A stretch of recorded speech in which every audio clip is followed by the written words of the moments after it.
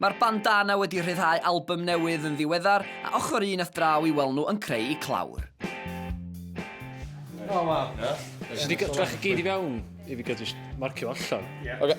Mae hwn gobeithio mynd I fod i'r clawr yr album, a wedyn mae o'n 4 ni sefyll yn edrych yn eitha blanc fatha mannequins yn gwisgo lot o bethau gwahanol, ac syniad gobeithio wedi bod yn bod ni wedi editio'n cyrff ni, so bod ni'n gwisgo lot o bethau gwahanol o'r top i'r gwylod felly. Gobeithio maen nhw'n mynd mewn I gilydd lly. Mond hynna da ni wedi cyrraedd so far, da ni heb planio unrhyw beth arall. Oeddech chi sbio I fewn i'r camera? Sydd o'r lens.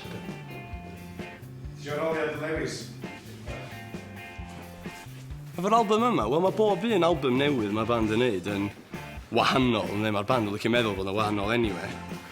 A dwi'n meddwl o ran Soon Productions oedden ni'n neud siŵr oedden ni'n gael stwff I swnio'n dda, tro blaen, da nes i'n mynd, ampar, just chwarae, digon da, tro fama, oedden ni'n ffidlo yn neud siŵr. So, swn i'n dweud mae'r sŵn bach mwy proffesiynol yn efo. Mwy o stwff gwahanol da ni'n gwisgo.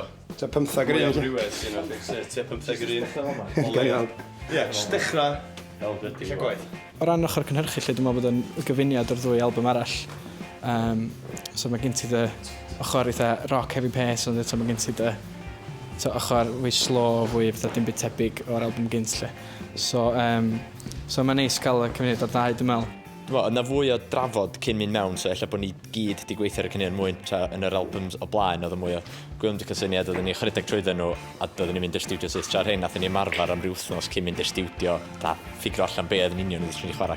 Ni wedi prynu nhw chos o'n i efo bwriad rhyw ddydd neu rhyw fath o techno weird stuff yn gwisgo weird, so... Ond dwi'n gwybod os wneud hynna beth ddigwydd, ond o leia, os mae yn digwydd gen I fi'r dillad iddo fo.